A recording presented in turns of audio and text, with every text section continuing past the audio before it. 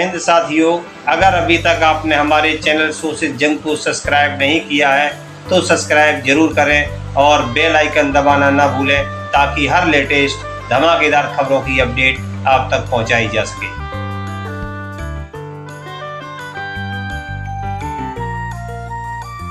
उत्तर प्रदेश से बड़ी खबर, योगी बाबा के गढ़ में अखिलेश यादव की हुंकार। गोरखपुर के भीटी रावत में एकजुट हुए नाई सेन सविता सलमानी समाज के लाखों लोग। राष्ट्रीय नाई महासभा के द्वारा किया गया कार्यक्रम का आयोजन। कार्यक्रम में मुख्य अतिथि के रूप में पहुंचे समाजवादी पार्टी के राष्ट्रीय अध्यक्ष उत्तर प्रदेश के पूर्व मुख्यमंत्री अखिलेश यादव। नाई समाज द्वारा आयोजित जननायक कर्पूरी ठाकुर सामाजिक न्याय महारैली को अखिलेश यादव ने किया मुख्य अतिथि के रूप में संबोधित। 4 नवंबर 2023 को किया गया विशाल कार्यक्रम का आयोजन। 2024 के चुनावों के मद्देनजर कर्पूरी ठाकुर के जरिए पूर्वी उत्तर प्रदेश के साथ ही बिहार पर अखिलेश यादव का फोकस। महारैली के जरिए अति पिछड़ा वर्ग को साधने की तैयारी। काफी दिनों के बाद सपा मुखिया अखिलेश यादव ने किया जाति विशेष के इतने बड़े कार्यक्रम को संबोधित। गोरखपुर जिले के सहजनवा के भीटी रावत स्थित शारदा प्रसाद रावत महाविद्यालय में किया गया महारैली का आयोजन। नाई समाज की महारैली में जुटी भीड़ से गदगद नजर आए अखिलेश यादव। लोगों का दावा है कि उत्तर प्रदेश में किसी जाति विशेष की इतनी बड़ी रैली आगामी चुनाव में जरूर कुछ खेला करेगी। बताया जा रहा है कि यूपी में प्रस्तावित 4 महारैली की शुरुआत गोरखपुर से की गई है और अभी 3 और महारैली यूपी में आयोजित की जाएंगी। ज्ञात रहे कि जननायक कर्पूरी ठाकुर का जन्म शताब्दी वर्ष पूरे देश में धूमधाम के साथ मनाया जा रहा है। जगह जगह कार्यक्रम के आयोजन किए जा रहे हैं। ऐसे में यह महारैली निर्णायक भूमिका निभाएगी। गोरखपुर में आयोजित नाई सेन सविता सलमानी नंद समाज की इस महारैली में समाज की एकजुटता देखकर अन्य दलों के नेताओं के पसीने छूटने लगे हैं। ज्ञात रहे नाई समाज अपने हक अधिकार के लिए हमेशा से वंचित रहा है। राजनीतिक दलों ने सिर्फ इस समाज को अपना वोट बैंक समझकर हमेशा अनदेखी की है। चंद दलाल टाइप के लोगों को छोटा मोटा लालच देकर वोट बटोरने का काम किया गया है। पहली बार नाई समाज ने एकजुटता दिखाई है। अगर यह समाज इसी तरह से एकजुट होकर अपने हक अधिकारों के लिए खड़ा हो गया तो जरूर कुछ हासिल करेगा। नाई महासभा उत्तर प्रदेश के अध्यक्ष राम भवन शर्मा के अथक प्रयासों से आयोजित महारैली में सपा मुखिया अखिलेश यादव के साथ कई बड़े नेताओं ने मंच साझा किया।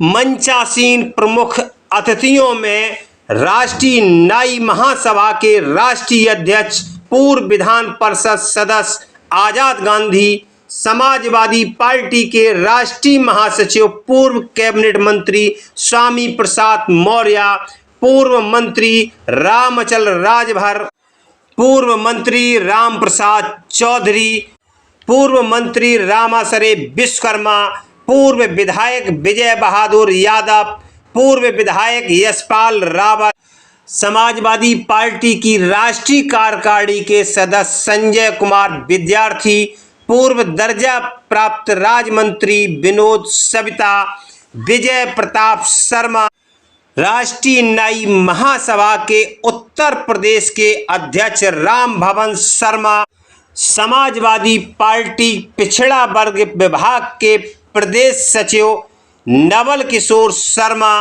राजमणि शर्मा उपाध्यक्ष राष्ट्रीय नाई महासभा, गुलजार सलमानी, अनिल कुमार शर्मा, मुबारक सलमानी, मुजीबुर रहमान सलमानी समेत तमाम बड़े सेन सविता नंद समाज के नेता मंच पर मौजूद रहे।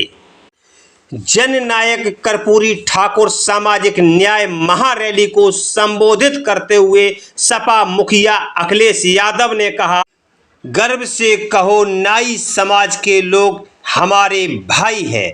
हम इस समाज के लोगों का सम्मान बढ़ाने का काम करेंगे और पार्टी हर कदम पर मदद करने के लिए तैयार रहेगी।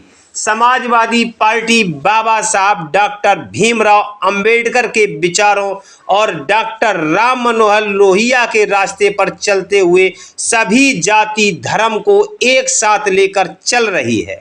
समाजवादी पार्टी हर वर्ग के लिए काम करती रही है। समाजवादी पार्टी जातिगत जनगणना कराकर सभी जातियों को हक और सम्मान देना चाहती है। श्री यादव ने कहा कि भाजपा ने जनता को निराश किया है, किसानों, नौजवानों और समाज के सभी वर्गों को धोखा दिया है। किसानों की आय दोगुनी नहीं की, नौजवानों को नौकरी और रोजगार नहीं दिया। भाजपा सरकार में महंगाई, बेरोजगारी, अन्याय चरम पर है। जनता भाजपा से नाराज है। देखिए राष्ट्रीय नाई महासभा द्वारा आयोजित महारैली की खास रिपोर्ट।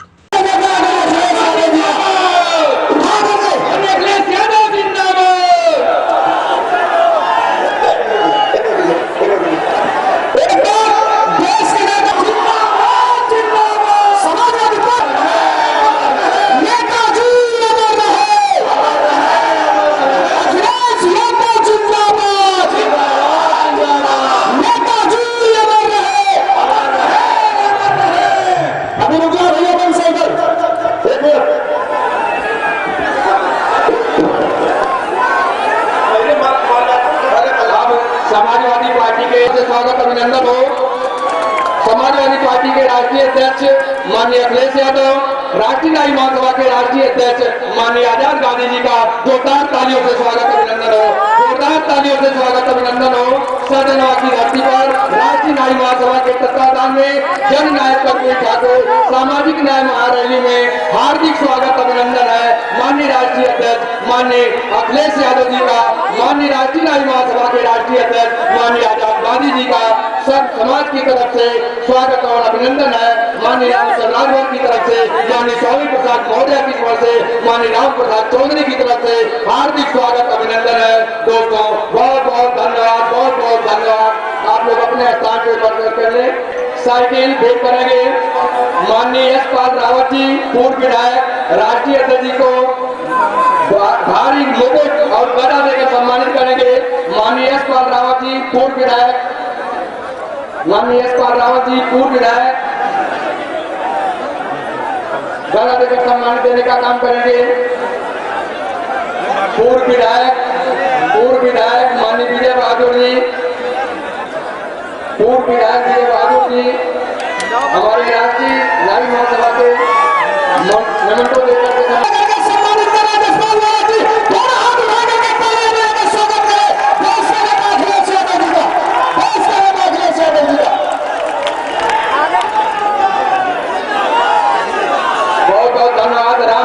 जिला महासचिव गिरीश यादव, जिला उपाध्याय, रांची कार्यकारिणी से भेंट करेंगे। चांदी का गदा विनोद सप्ता जी, प्रदेश सचिव, कर्पूरी ठाकुर जी का फोटो प्रदर्शित करेंगे। मनीष यादव, दूरनाथ मौर्य जी मोमेंटो प्रदर्शित करेंगे। मनीष यादव, दूरनाथ मौर्य जी, प्रदेश यादव जी को प्रतीक चिन्ह जालंधर विश्वविद्यालय का स्मृति चिन्ह भेंट करने का काम करेंगे। हमारे बंबई से चलकर आए हुए अनिल शर्मा जी, राष्ट्रीय अध्यक्ष माननीय अखिलेश यादव जी को प्रतीक चिन्ह भेंट करेंगे। प्रतीक चिन्ह भेंट करेंगे। बहुत बहुत धन्यवाद। जोरदार तालियों से स्वागत हो। पूर्वांचल की क्रांतिकारी धरती है, जोरदार तालियों से स्वागत हो। जोरदार तालियों से स्वागत हो। माननीय राष्ट्रीय आज गोरखपुर सहजनवा की पावन धरा पर जननायक कर्पूरी ठाकुर सामाजिक न्याय महारैली में प्रदेश के कोने कोने से उपस्थित नाई सेन सच्चा समाज के महान वीरों को, विशेष करके अपने युवा सम्मानित साथियों को, प्रांगण में बैठती अपनी मातृशक्तियों को और अपने सभी सम्मानित साथियों के साथ साथ संपूर्ण पिछड़े समाज से उपस्थित क्रांति दूतों को मैं आप सबका आभार प्रकट करते हुए आपका अभिनंदन करता हूं, स्वागत करता हूं कि आज आप इस कार्यक्रम में आकर के अपने समाज को जगाने के इस क्रांति के क्षेत्र में अपना अहम योगदान दे रहे हैं। आज इस कार्यक्रम में मंचस्थ सम्मानित मंच के सभी मुख्य अतिथि के साथ साथ विशिष्ट अतिथियों के सम्मान में शीश झुकाकर आप सबका जो है अभिनंदन करता हूं, वंदन करता हूं और बहुत बहुत बधाई देना चाहता हूं राष्ट्रीय न्याय महासभा के प्रदेश अध्यक्ष क्रांतिकारी साथी भाई राम भवन शर्मा जी और आपकी क्रांतिकारी टीम में उपस्थित मुजीबुर रहमान साहब जी, गुलजार सलमानी साहब जी, आदरणीय गुरु जी राजमणि शर्मा जी, विजय प्रताप सत्ता जी के साथ साथ चंद्र प्रकाश शर्मा जी, जो आपके साथ लगभग एक साल से जो है रातों दिन प्रयास करके आज इस विशाल कार्यक्रम को ऑर्गेनाइज कराने में सफल हुए, उन सबको मैं बहुत बहुत बधाई देता हूं। सम्मानित साथियों, आज ये जो मंच है, इस मंच का जो विषय है जननायक कर्पूरी ठाकुर न्याय महारैली, मैं इसी एक सब्जेक्ट पर मैं आप सबके सामने मुखातिब हूं। जो जननायक कर्पूरी ठाकुर के सपनों का भारत था, जो उनकी सोच थी, जो समाज के अंतिम पंक्ति के और पीछे वाले लोगों के लिए उनका जो चिंतन था, क्या आज तक जहां पर ये सरकारें अमृत महोत्सव मनाने का ड्रामा कर रही हैं, दिल पर हाथ रख के आप लोग बताइए क्या हमारे अंतिम लाइन वाले पिछले लोगों के परिवारों के लोगों के चेहरे पर कुछ खुशहाली नजर आती है? खास करके जब मैं पिछड़ों के बारे में सोचता हूं, आत्ममंथन करता हूं, तो मुझे लगता है कि इस पूरे संपूर्ण समाज को सफल बनाने का और उनके जीवन को उत्कृष्ट कार्यों से सुसज्जित करने का जो भूमिका निभाने वाला हमारा मोस्ट बैकवर्ड क्लास है, जिन्हें हम नाई, कहार, कुम्हार, मानी, चौरसिया, बलभूजा, तेली, इस तरह की जो प्रजापति, इस तरह की जातियां हैं, जिन्होंने अपने खून पसीने से लोगों को सींचा है, समाज को आगे बढ़ाया है, अगर इनको कुछ भी मिल गया, कुछ भी जिम्मेदारी मिली है, तो इन्होंने कुछ करके दिखाया है, इन्होंने जीवन में काम किया है और इन्हें सम्मान कभी नहीं मिला। सामने बैनर में देख रहा हूं, हमारे नाई समाज के लोगों ने लिखा है, नारे लगाए उसमें, जो एक बैनर में देख रहा हूं कि गर्व से कहो हम नाई हैं। मैं अपने समाजवादी साथियों से कहूंगा, ये तो हमारे नाई समाज के लोग नारा लगा रहे हैं कि गर्व से कहो हम नाई हैं। हमारे समाजवादी साथी इनको जोड़ते हुए कहेंगे कि गर्व है कि हमारे ये भाई हैं।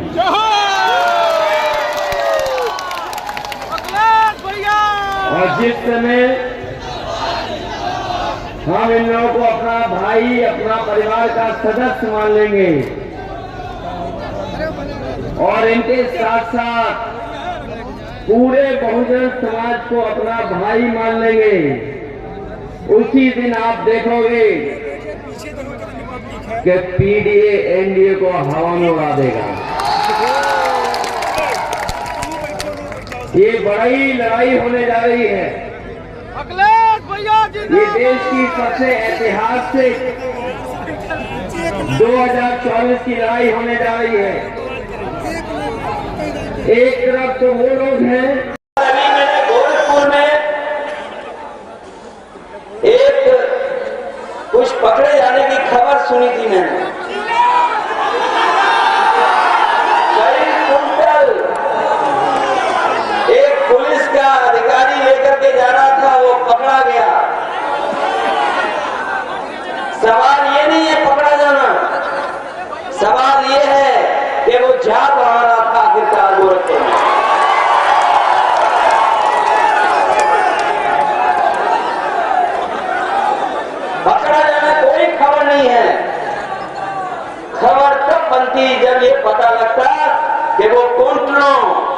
वो जात मारा। कोई बता रहा था कि सर्दी बढ़ गई है इसलिए जगह जगह जा रहा था। सोचिए आप, वो हमें और आपको पिछड़ा मानते हैं, हमें आपको गिनना नहीं चाहते, हमें आपको अधिकार नहीं देना चाहते। मैं आपसे कहना चाहता हूं कि जो सत्ता में बैठे लोग हैं वो पिछड़े हैं, क्योंकि उनकी सोच ये नहीं है कि दबे कुचले अपमानित सदियों से न जाने कितनी चीजों की आभार में जी रहे हैं, उन्हें बराबरी पे कैसे लाया जाए। उनके सोच में दिमाग में ये बात नहीं है, और ये बात बहुत अच्छी निकल करके आ रही है कि इधर चाहे कोई वर्ग हो, इधर सब अपने आप को गिनवाना चाहते हैं।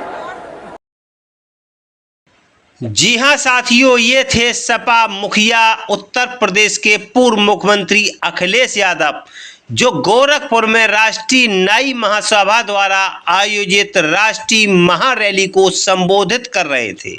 देखिए मीडिया से रूबरू होते हुए क्या बोले सपा मुखिया अखिलेश यादव। वहीं जिस तरह का भेदभाव भारतीय जनता पार्टी की सरकार में हो रहा है, मुझे उम्मीद है कि इस सम्मेलन के माध्यम से बहुजन समाज जागरूक होगा, वो एक साथ आएंगे और इस भारतीय जनता पार्टी की गलत नीतियों के खिलाफ आने वाले समय में 2024 के चुनाव में भारतीय जनता पार्टी को हरा करके उत्तर प्रदेश से भेजेंगे।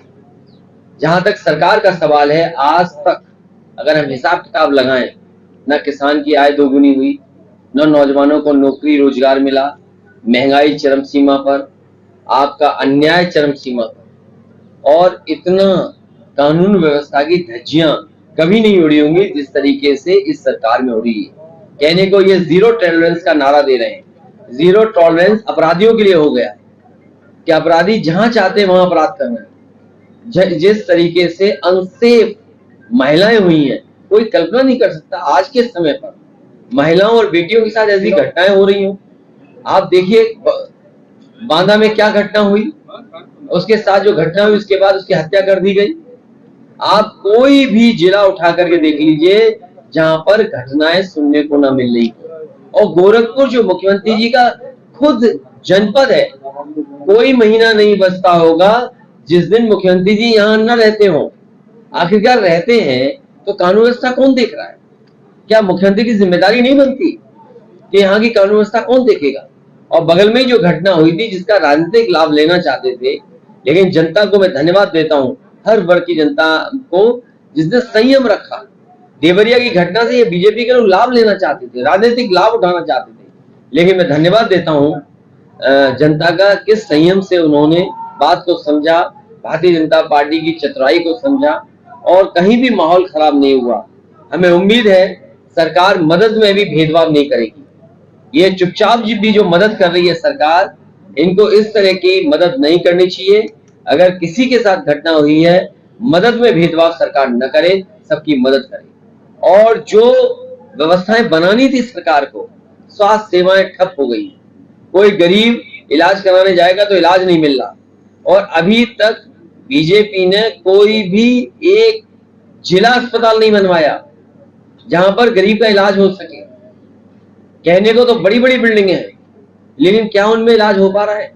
किस उम्मीद और किस भरोसे के साथ एम्स बना था, और एम्स में भी जो इलाज होना चाहिए था, पूरे इलाज होने चाहिए थे, अभी भी पूरे नहीं कर पा रहे। नौकरी का हाल देख ही लिया आपने, भेदभाव हो रहा है नौकरियों में। यूनिवर्सिटी कॉलेजेस में जिस पैमाने पर पढ़ाई लिखाई होनी चाहिए वो ठप है। आज अगर हमें समय के हिसाब से जो कोर्सेज हो, जिस तरह के वातावरण हो, वो सब खत्म कर दिया। प्राइमरी स्कूल में 10,000 उन्होंने एडमिशन ही नहीं लिया। 10,000 ऐसे प्राइमरी स्कूल हैं जहां पर एडमिशन ही लिया बच्चों ने। तो सोचिए उत्तर प्रदेश कहां जा रहा है? बिजली कितनी महंगी है, सड़कों का हाल आप देख लीजिए। ये गोरखपुर एक्सप्रेस वे कम बनना था, बताइए 90 किलोमीटर 6,000 करोड़ का बनेगा। इससे ज्यादा और क्या गोरख धंधा हो सकता है? इसलिए हमें उम्मीद है कि जनता में जो संदेश देने का काम समाजवादी लोग और इन सम्मेलनों के माध्यम से हो रहा है, हम लोग सफल होंगे, कामयाब होंगे और 24 में भारतीय जनता पार्टी को पीडीए हराएगा, एनडीए हारेगा, पीडीए जीतेगा। क्योंकि देवरिया की बात अलग है। मैंने इसीलिए कहा कि दोनों वर्गों का और दोनों वर्ग के समुदाय के जो बुद्धिजीवी हैं या आम जनता ने उसको एक्सेप्ट नहीं किया जो बीजेपी चाहती थी। बीजेपी के लोग भेदभाव चाहते थे, खाई पैदा हो वो चाहते थे। विपक्षी दल सीबीआई और ईडी की रेड को लेकर लगातार सवाल उठाता है कि बीजेपी ये चीजें कराती है। ये पहले कांग्रेस करती थी, कांग्रेस चली गई, आज बीजेपी कर रही, बीजेपी चली जाएगी। तो कांग्रेस के साथ तो आप भी नहीं, वो जमाना दूसरा है, अभी इंडिया वाला जमाना है। नहीं, मैंने नहीं कहा ना, ये नहीं कहा। नहीं, वो दूसरी बात है। मैंने मध्य प्रदेश को लेकर भी कहा कि अच्छा हुआ कि उन्होंने हमें छोड़ दिया। अखिलेश जी, कल सीएम साहब ने कहा कि नौकरियों पे पहले विशेष वर्ग का मिलता है। मुख्यमंत्री जी कुछ जानते नहीं है। ये जो सवाल आप मुझसे पूछ रहे हो ना, मैं आपसे कहना चाहता हूँ और बड़ी जिम्मेदारी के साथ कहना चाहता हूँ, मुख्यमंत्री जी जानते नहीं है। अगर ये बात कह रहे हैं तो उन्होंने कहा कि संविधान की शपथ ली है कि एक ही वर्ग को नौकरी मिलती थी। अरे कितने साल से आप कहोगे, आपने विधानसभा में नहीं सुना था 46 में 56। तो हमने उनसे पूछा कि जो आप सूची बता रहे हो वो सूची तो हमें दे दो, आज तक नहीं दे पाए। लखनऊ कानपुर यूनिवर्सिटी, आपकी गोरखपुर यूनिवर्सिटी में भर्ती कौन हुए? कहीं वीसी को पिटते देखा आपने? अपमानित होते देखा? मुख्यमंत्री जी की हम वीसी अपमानित हो रहा, बताओ। और फिर अरे मुख्यमंत्री जी को अगली बार मिलो तो कहना कि जब फिल्म देखी जाती है तो बालकनी पीछे होती है, आगे नहीं होती है। आगे नहीं देखा जाता, आगे कौन देखता है सिनेमा हॉल में? अखिलेश जी आपका और सोचिए इतने भावुक हो गए। अरे जनता का दुख तो देखिए, सांड घूम रहे, सांड कितने लोगों की जान ले रहे हैं, उसमें आप भावुक नहीं होते हैं? हर दिन एक सांड से कोई मर रहा है। और मुख्यमंत्री जी की ऑफिस में एक कर्मचारी था, सांड से टकराई थी उसकी गाड़ी, उसकी जान चली गई थी। आज भी सांड सड़क पे घूम रहे हैं। नेताजी, आप कहें जाति जनगणना हमारी सरकार बनेगी तो करेंगे, और बीजेपी कहती है जाति जनगणना नहीं मानती, उसको क्या? बीजेपी कुछ नहीं मानती। बीजेपी जब हार जाएगी तब मानेगी। जिस तरह रैलियां बीजेपी भी कर रही है, आप लोग भी कर रहे हैं। लेकिन मैंने आपसे कहा बीजेपी वाले की रैली में कोई आ नहीं रहा, सब कर्मचारी वगैरह ला रहे दबाव बना के। आप पता करें। आप लोग लगातार सरकार को घेर रहे हैं, लेकिन फिर भी चुनाव देखा जा रहा है कि बीजेपी जीत रही है। क्या माना जाए जनता तक? पिछली बार बेईमानी से जीते, बेईमानी से जीत गए, लेकिन इस बार जनता इनको 24 में हराई। आप देखिए डीजल, पेट्रोल, जरूरत का सामान देखिए, बिजली बनाई नहीं, आज तक बिजली के कारखाने का नाम मुख्यमंत्री जी ने नहीं लिया, हमने भी पूछना बंद कर दिया। आज जो भी उत्तर प्रदेश में बिजली मिल रही है वही समाजवादियों की देन है। उससे पूछिए ना कौन सा बिजली का कारखाना लगाया, एक बता दें हमें। और फिर ये 100 नंबर 112 कर दी, एम्बुलेंस को और व्यवस्था अच्छी करते। आज भी गरीब को इधर उधर भागना पड़ता है प्राइवेट में। आप पता करिएगा, एम्स की ओपीडी, आपकी सरकारी अस्पतालों की ओपीडी, इससे ज्यादा मरीज प्राइवेट नर्सिंग होम में जा रहा हो। आपकी व्यवस्था क्या है? मुख्यमंत्री जी से प्रैक्टिस चालू कर ली सर। नहीं, नाम बदलने से फ्लड का कम हो गया क्या? अगर सर्वे किया जाए तो आज भी बच्चे बीमार हो रहे हैं, बुखार आ रहा है, और फिर भूल जाइए, चलो ये नया आ गया, ये मच्छर से बीमारी, डेंगू। बताओ, मच्छर नहीं पकड़ पा रहे, कह रहे 1 मिलियन को करेंगे क्या? गोरखपुर सहित पूरे उत्तर प्रदेश में एम्बुलेंस का खेल चल रहा है। 20 से 25 हजार मरीजों को बेचा जाता है। ब्रिजेश पाठक जी कहते हैं सब कुछ ठीक है। देखिए क्या है, वो मंत्री उनकी कुछ चल तो रही नहीं, छापा मारते रहे, किसी के खिलाफ कार्रवाई नहीं हुई। बजट कहाँ चला जाता है कोई नहीं जानता। दवाई का उन्होंने पकड़ा, उसको भी क्लीन चिट दे दिया। किसी अस्पताल में, जिला अस्पताल में गरीब का इलाज नहीं हो पा रहा। और जितने मेडिकल कॉलेजेस हैं आप पता कर लेना, असिस्टेंट प्रोफेसर हो, एडिशनल प्रोफेसर हो, टेक्निकल स्टाफ हो, सबकी कमी है। तो इन चीजों की जब कमी होगी तो कैसे आप गरीब का इलाज दिला पाओगे? जी हां साथियों, ये थे समाजवादी पार्टी के राष्ट्रीय अध्यक्ष उत्तर प्रदेश के पूर्व मुख्यमंत्री अखिलेश यादव, जो गोरखपुर में राष्ट्रीय न्याय महासभा की रैली को संबोधित करने के बाद मीडिया से रूबरू हो रहे थे। न्यूज़ कैसी लगी कमेंट बॉक्स में अवश्य लिखें, और अगर अभी तक आपने हमारे चैनल शोषित जंग को सब्सक्राइब नहीं किया है तो सब्सक्राइब जरूर करें और बेल आइकन दबाना ना भूलें, ताकि हर लेटेस्ट धमाकेदार खबरों की अपडेट आप तक पहुंचाई जा सके।